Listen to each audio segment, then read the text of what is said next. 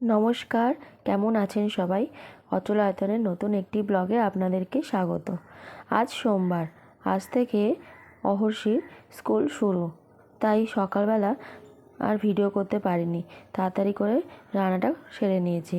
চিন্তা হচ্ছিল যে কখন সব শেষ করে ছেলেটাকে স্কুলের জন্য রেডি করব। আসলে মা তো এক সপ্তাহ স্কুল ছুটি ছিল বলে আর তারপরে যখন স্কুলটা শুরু হচ্ছে একটা মনের মধ্যে একটা চিন্তা কাজ করে যে কীভাবে ছেলেটাকে সমস্ত কাজ সেরে স্কুলে পাঠানোর জন্য তৈরি করব। তাই অহর্ষিকে ব্রাশটা করে ওকে স্নানটা করিয়ে দিলাম। তারপরে ব্যাগ, বই, খাতা সমস্ত কিছু নিয়ে চলে এলাম আর অহর্ষিকেও আগে রেডি করে দিচ্ছি। তারপরে অহর্ষিকে দেখাচ্ছি ওকে স্কুলে আমি কি টিফিন দিচ্ছি, ওকে কি বই দিচ্ছি। ওকে আমি সমস্তটা দেখিয়ে দিই যাতে ও যখন স্কুলে যাবে ও আন্টিদেরকে যেন দেখাতে পারে। আজ থেকে তো আবার স্কুলে বলেছে খাতা পাঠাতে হবে, তাই খাতায় আমি তাড়াতাড়ি করে নামটা লিখে দিচ্ছি। আর হাতে তো বেশি সময় নেই। তারপর দেখুন অবশ্যই নিজে নিজে আবার ব্যাগগুলো দেখে নিচ্ছে। তারপরে আমি ওকে স্কুল ড্রেসটা পরিয়ে দিচ্ছি। মা তো তাই মনের মধ্যে একটা অদ্ভুত টেনশন কাজ করে যে সবটা পেরে উঠতে পারবো তো, কি করব, একা হাতে সমস্ত কাজ করতে হয় তো, রান্না করা, অতনুর টিফিন, অতনুরও আজ অফিস, তারপরে গুড্ডুর স্কুল, গুড্ডুর টিফিন, গুড্ডুকে খাওয়ানো, মনের মধ্যে একটা অদ্ভুত টেনশন কাজ করে। ঘুম থেকে উঠেই মনে হচ্ছিল যে আমি হয়তো পারবো না সমস্তটা সামলাতে। তারপরই হঠাৎ করে যখনই এরকম আমার মনে হয় যে আমি হয়তো আর পারবো না, তখনই মনের কোথা থেকে একটা যেন কেউ বলে ওঠে যে না, আমাকে পারতেই হবে, আমাকে করতেই হবে, আমাকে আমাকে আমার সমস্ত দায়িত্ব পালন করতে হবে। তখন অদ্ভুত একটা শক্তি পাই। জানি না, ঠাকুরই হয়তো সেই আমায় শক্তিটা দেয়। ছেলেটাও আস্তে আস্তে কোথাও যেন আমাকে বুঝতে শুরু করেছে। ও আমাকে বোঝার চেষ্টা করে, আমাকে শান্ত করার চেষ্টা করে। মাঝে মাঝে আমি যখন বলি যে বাবু আমার আর ভালো লাগছে না, তখন ও সঙ্গে সঙ্গে আমাকে বলে তোমাকে হেল্প করে দেবো, তোমাকে জলটা এনে দেবো। এই ছোট ছোট কাজগুলো করে আমার মনটাকে বড্ড হালকা করে দেয়। এই যে দেখুন, একটু সুজির সাথে মধু মিশিয়ে ওকে অল্প করে খাইয়ে দিচ্ছি স্কুলে যাওয়ার জন্য। আর বাড়িতে এসে তখন ভাত খাবে। তারপরে আমি রেডি হয়ে গেলাম, ছেলেটাকে স্কুলে নিয়ে যাব, আজকে প্রথম দিন। ও বললো যে মামাম তুমি যাবে? আমি বললাম আচ্ছা ঠিক আছে আমি যাব। আর আসলে ওর স্কুল শুরু হচ্ছে, ওকে টিফিনে তো আমি ফলটা দিই, আপেলটা খায় ও, বিস্কুট ফিস্কুট খেতে চায় না। তো তাই জন্য ভাবলাম যে আপেলটাও নিয়ে আসবো আর ওকে স্কুলে দিয়ে আসবো। দেখুন অহর্ষিকে প্রথমে এই ম্যাগনেটগুলো নিয়ে খেললো, তারপর আমি বললাম ওকে যে তুমি সাজিয়ে রেখে যাও। তারপরে ও সাজিয়ে তারপরে এই যে আমার হাতে চাবি দিচ্ছে যে তুমি চাবি দিয়ে বন্ধ করে দাও। তারপরে ঠাকুরকে প্রণাম করে বেরিয়ে পড়লাম স্কুলের দিকে। তারপরে বাবা গাড়িটা নিয়ে এলো আর আমরা চলে গেলাম স্কুলে। দেখুন আমার সোনা বাবাকে, ওকে ব্যাগটা পিঠে দিয়ে জলের বোতল দিয়ে এবার স্কুলে ঢুকছে। কোনো দিনই আমার ছেলে স্কুলের জন্য কাঁদেনি, স্কুলে যে যাবে না কোনো দিনও বলেনি। প্রথম দিন থেকে, সে একদম প্রথমে যখন 1 মাস স্কুল গেছিলো তখনও কাঁদেনি। আর আজ যে রোজ স্কুলে যাচ্ছে ও একবারের জন্য কাঁদে না বা বলে না যে আমি স্কুল যাব না। ও চুপচাপ স্কুলে চলে যায়। ও যতই দুষ্টুমি করুক, ওর এই ভালো গুণগুলো দেখে আমার মনে হয় যে না, আমার ছেলে একদিন ঠিক শান্ত হবে। তারপরে চলে এলাম গুড্ডুর ফলের দাদুর কাছে। ওর জন্য কিছু আপেল আর তরমুজ, ও এখন একটু স্কুল থেকে এসে তরমুজ খায়। এই যে দেখুন, ওর জন্য আমি তরমুজ কেটে রাখলাম আর ওর ফেভারিট ডিম ভাজা। তারপরে ছেলেটা আসবে, বাবাকে আসবে, তাই ওদের জন্য গ্লুকন্ডি গুলে রাখলাম। সবাই বলে বাবা মায়ের ঋণ নাকি শোধ করা যায় না। সত্যি শোধ করতে আমি কোনোদিনই পারবো না। বাবা আমার জন্য এখনও অবধি যা করে, আমি কোনোদিন বাবার ঋণ শোধ করতে পারবো না, এ জন্মে তো না, আর এরপরে হয়তো যদি যত জন্মই হোক আমি বাবার মতো এইরকম বাবা কোনোদিন পাবো না।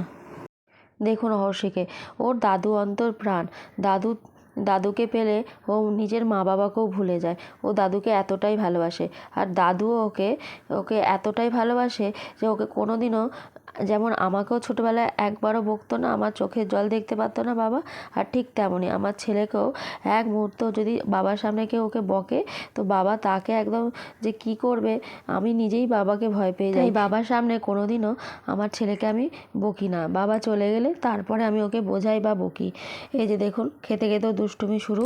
না, দুষ্টুমি করছে না, ওই একটা ছোট ক্যালেন্ডার হাওয়ায় উঠছে, ও সেটাকে দেখছে আর ওটাকে নিয়ে খেলবে বলে ঠিক করছে। বলছে বলছে যে আমাকে ওটা পেরে দাও।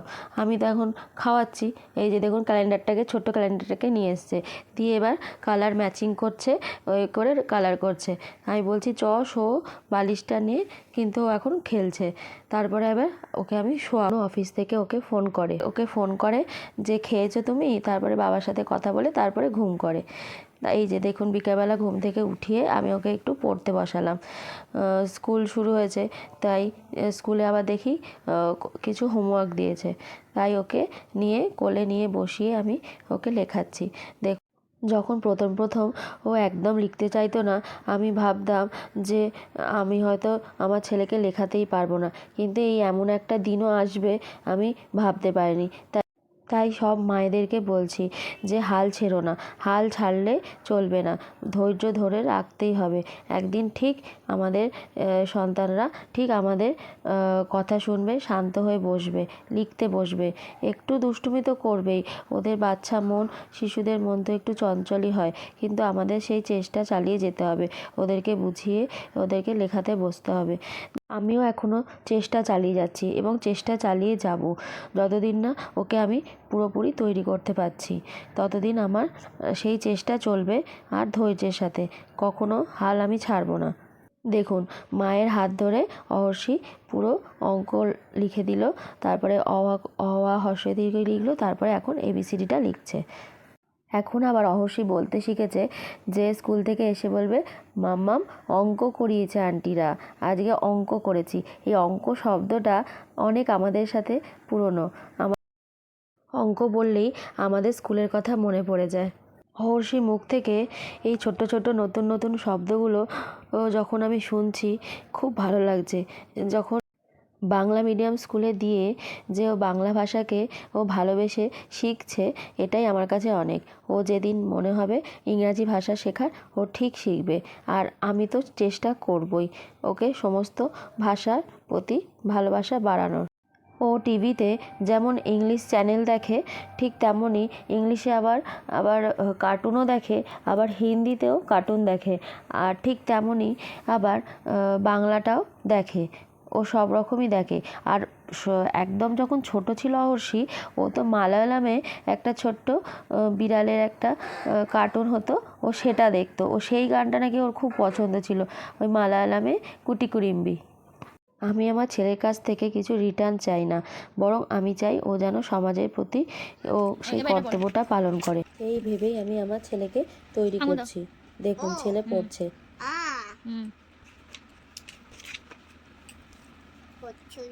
ইঁদুর ছানা হয়ে মরে, ইগো পাখি পাচে ধরে, উঠ চলেছে মুক্তি তুলে। দীর্ঘটি উষারানী গাছে ধরে, দীর্ঘটি আছে চুলে, দীর্ঘটি আছে চলে। তারপরে বসে বসে পূজায় ডিগবাজি খায়। গাড়ি খুব ছুটেছে, ওই দেখো ভাই চা উঠেছে, মনকে খোলা ধরবে একটু বলে ওষুধ খেতে মিথ্যে বলা। এবার পুরোটা বলো। ও আ কোথায়? আ অচ্ছই দীর্ঘই দি হসৌ অচ্ছো দীর্ঘই দীর্ঘৌ দীর্ঘ রি রি লি দি এ কাকি খুব ছুটেছে। তারপরে ওই ওই কাকাই ওই দেখো ভাই চাঁদ উঠেছে। ওই ওই দেখো ভাই চা তুলে। ওই বলো। ওই ওই ওই শুধু ওই ওই এ ওই ওই এ এ ওই ওই ও ও ও আগে ও ও ও ও